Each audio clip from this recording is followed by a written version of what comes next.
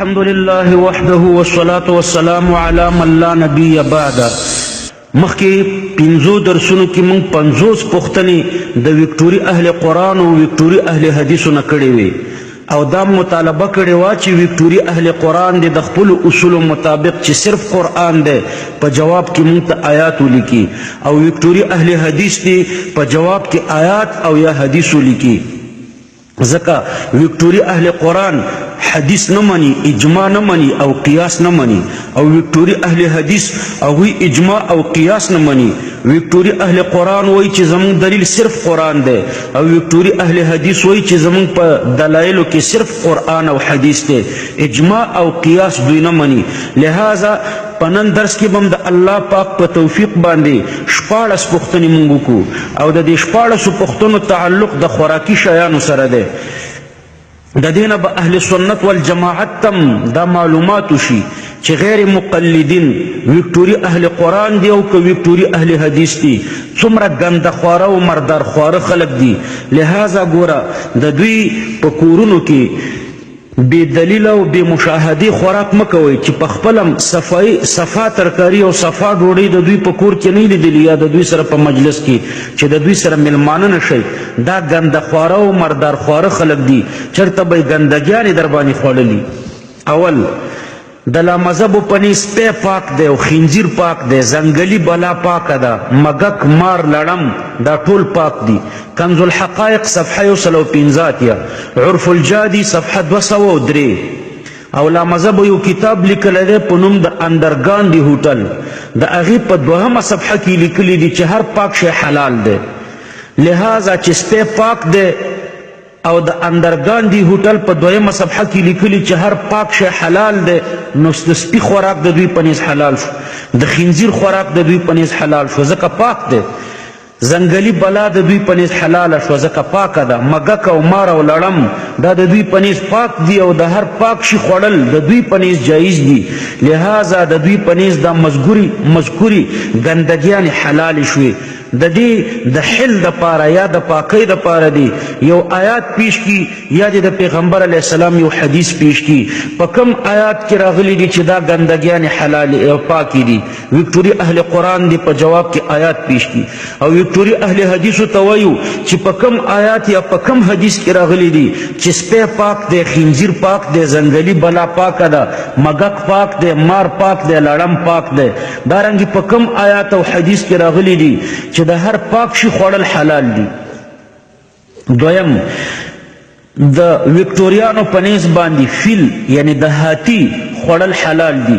عرف الجادي صفحه 204 او 206. دریم د وکټوریانو په نیز باندې وکټوري اهل حدیثو په نیز باندې قچر حلال دی. کنز الحقائق صفحه 106.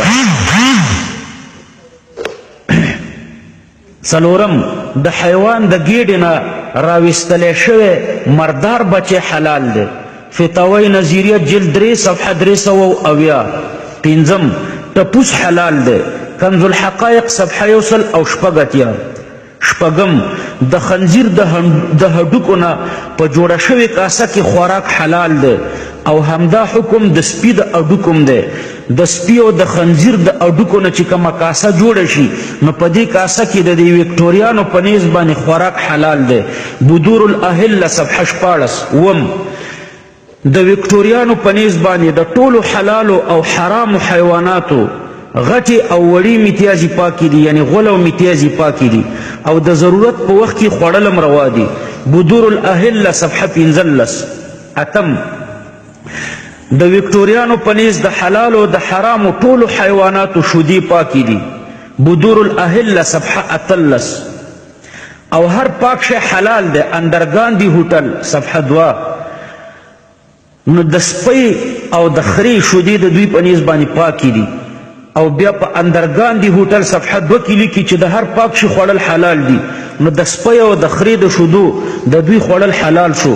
د دوی د حلالوالي او د پاکوالي دپاره دی یو آیات پیش کی یا د پیغمبر علیه السلام یو حدیث پیش کی.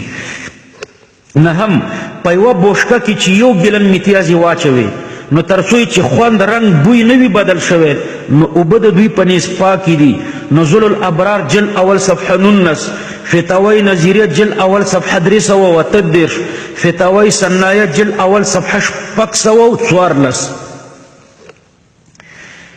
د اهل حدیثو وکټوریانو په مذهب کې د کوکا کولا په ځای د میتیازو نه جوړه شوې سپیکولا پیلکولا قچرکولا اوښکولا غواکولا وغیره د میتیازو نه د جوړه شوو کوکا کولو استعمال پکار دی ځکه چې د دوی په نیز د حلالو د حرامو حیواناتو میتیازې پاکې دي.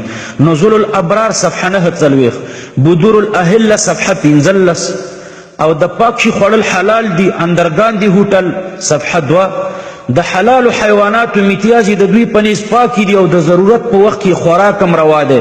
فتاوی ستاریه جل اول صفحه 15 فتاوی سنایه جل 2 صفحه 8 نو موږ وابیانو ته وایو چې کوکاکولا تم ضرورت نشته سپیکولا قچرکولا پیلکولا اوښکولا او غواکولا ښه ډېر میلاویږي د دوی د میتیازو نه کوکاکولې جوړوئ او د ډوډۍ پسې وروسته سکئ ښه هاضمه به م راولي په داسې ګندګۍ او لعنت. دا د وکټوري اهل حدیثو مسلک دی. د قرآن او د حدیث په جامه کې څومره ګندګیانې خلکو ته روا کوي. 11 د وکټوریانو په نیز د کفارو ذبحه دا حلاله ده. عرف الجادي صفحه 10 او صفحه 209 دلیل طالب صفحه 414 یعنی د سکھ هندو کمونیست قادیانی او د نورو ټولو کافرانو ذبیحه د دوی په نیز باندې حلاله ده. 12 تسمیه متروک التسمیه عامدن د دې خوړل د دوی په نیز باندې حلال دي. د حیوان د ذبح په وخت د دوی په نیز بسم الله نه ده ضروري بلکې د خوړلو په وخت کې د بسم الله ویل کافي دي. عرف الجادي صفحه 209 نو ګورئ د دوی سره که کله تاسو ډوډۍ خورئ ناڅاپۍ کې تاسو کله د دوی سره میلمانه شئ نو احتیاط کوئ چې غوښه ونه خورئ ځکه د دوی په نیز د حیوان د ذبح په وخت بسم الله نه ده ضروري او چې بسم الله ونه ویلی شي قرآن وایي چې حیوان حرام دی. 14 بحري حیوان د دوی په نیز باندې د سمندر ټول حیوانات چنډخې او کنجاپوړان او شمشتۍ دا ټول حلال دي. دوی لیکي وحق آنس که هر حیوان بحری حلال است بر هر صورت کی باشد. عرف الجادی صفحه 218 همدارنگی په یو ځای کې لیکي و هر چې در بحر مرده یافته شود به هر سبب کې باشد حلال است مادامه کې طوافی نبود. عرف الجادی صفحه 218 بدور الاهله صفحه 333 نزول الابرار جلد 3 صفحه 9 یعنی پس د سمندر مړه چنډخه بحری خنزیر بحری کنجاپوړ چینجی مار بحری شمشتۍ بحری انسانان بحری سپی دا ټول د دوی په نیز باندې حلال دي. حالانکه رسول الله صلی الله علیه وسلم فرمایي احلت لنا المیتتان والدمان اما المیتتان فالجراد والحوت میتې صرف دو حلال دي یو ملخ او بل مئی. 15 د غیر مقلدینو په نیز د وچ ټول هغه ځناور حلال دي چې وینه نه لري لکه ماشي مچان سپږې ورږې چینجي غومبسې مچۍ د غلو ګونګټۍ میږي زنځې چینچاران غڼې یعنی جولاګي وغیره دا د دوی په نیز باندې ټول حلال دي.